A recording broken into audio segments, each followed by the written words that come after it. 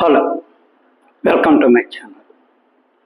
ఈరోజు ఈ వీడియోలో మనం గత సంవత్సరం మన దేశం ప్రపంచంలోనే జీడిపిలో 4వ స్థానంలో ఉన్నది. ఈ సంవత్సరం 6వ స్థానానికి పడిపోవడం జరిగింది. ఇక్కడ మనం గమనించాల్సిన విషయం ఏంటంటే, ప్రపంచంలోని పెద్ద దేశాల్లో అత్యంత ఎక్కువ వృద్ధి రేటు ఉన్నది భారతదేశానికి. మరి ఇంతకుముందు 4వ స్థానంలో ఉంటూ అత్యంత ఎక్కువ వృద్ధి రేటు ఉన్న మన దేశం ఈ సంవత్సరం 6వ స్థానానికి ఎందుకు పడిపోయింది? ఇది కొంత ఆలోచించదగిన విషయం. దీనికి సంబంధించి మనం ఈ వీడియోలో కొద్దిగా విశ్లేషణ చేసుకుందాం. ఇంతవరకు ఈ ఛానల్ సబ్స్క్రైబ్ చేసుకోకపోతే ప్లీజ్ ఈ ఛానల్ సబ్స్క్రైబ్ చేసుకోండి. ఈ ఛానల్ అభివృద్ధికి మీ వంతు సహకారం అందిస్తారని ఆశిస్తున్నాం. ఇక విషయంలోకి వెళ్తే, భారతదేశం ఇంతకుముందు అమెరికా, చైనా, జర్మనీ తరువాత 4వ స్థానంలో భారతదేశం ఉండేది.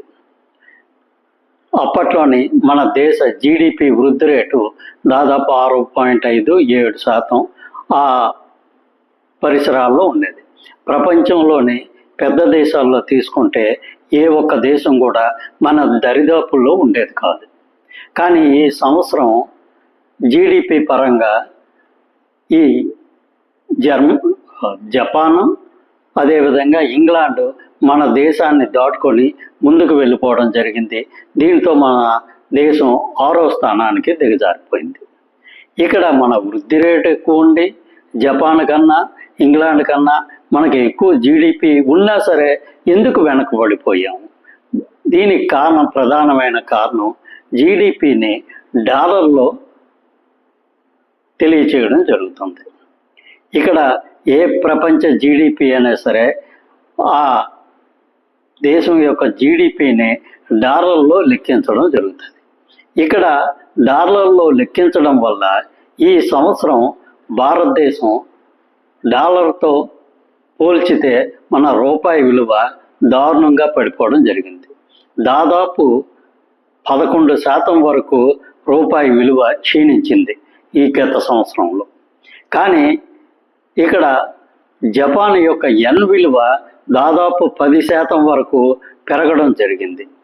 అదేవిధంగా ఇంగ్లాండ్ కూడా దాదాపు 6-7% వరకు డాలర్తో పోలిస్తే ఇంగ్లాండ్ పౌండ్ విలువ పెరగడం జరిగింది. ఇక్కడ జీడిపి అనేది డాలర్లో లెక్కిస్తారు కాబట్టి మన రూపాయి విలువ జీడిపితో పోలిస్తే, డాలర్ విలువతో పోలిస్తే తగ్గిపోవడం జరిగింది. జపాన్ యెన్ను, ఈ ఇంగ్లాండ్ యొక్క పౌండ్ విలువలు మాత్రం డాలర్తో పోలిస్తే పెరిగాయి. దీనితో మన దేశం యొక్క జీడిపి డాలర్లో లెక్కించేటప్పుడు జపాన్తోని, ఇంగ్లాండ్తోని పోలిస్తే తక్కువగా రావడం జరిగింది. అందువల్ల మన దేశం 6వ స్థానానికి పడిపోయింది.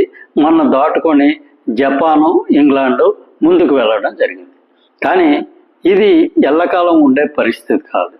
ప్రస్తుతానికి కూడా భారతదేశం యొక్క వృద్ధి రేటు ఈ జపాన్తోని, ఇంగ్లాండ్తోని పోలిస్తే చాలా ఎక్కువగా ఉంది.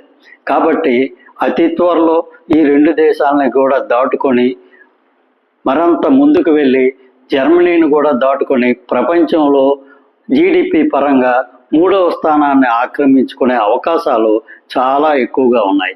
అది కూడా మ్యాక్సిమం ఒక 3 సంవత్సరాల్లో దాదాపు 2030 వచ్చేటప్పటికల్లా భారతదేశం ప్రపంచంలోని 3వ అతిపెద్ద ఆర్థిక వ్యవస్థగా నిలిచే అవకాశం ఎక్కువగా ఉంది. కాబట్టి ప్రస్తుతం 6వ స్థానానికి పడిపోయాయని చెప్పి మన భారతదేశ వృద్ధి రేటు తగ్గిపోయిందని అనుకోవాల్సిన అవసరం లేదు. ఇక్కడ భారతదేశ వృద్ధి రేట్ జీడిపి పరంగా 6వ స్థానానికి రావడానికి ప్రధానమైన కారణం జీడిపిని డాలర్లో లెక్కించడం వల్ల. ఈ డాలర్తో పోలిస్తే మన రూపాయి విలువ తగ్గిపోయింది. జపాన్ యెన్ను, ఇంగ్లాండ్ పౌండ్ విలువ పెరగడం వల్ల మాత్రమే మన 6వ స్థానానికి వెళ్ళాం తప్ప ఫండమెంటల్గా భారతదేశం ఆర్థికంగా చాలా స్ట్రాంగ్గా ఉన్నది. Thank you. ఈ వీడియో నచ్చినట్లయితే ఈ ఛానల్ సబ్స్క్రైబ్ చేసుకోండి.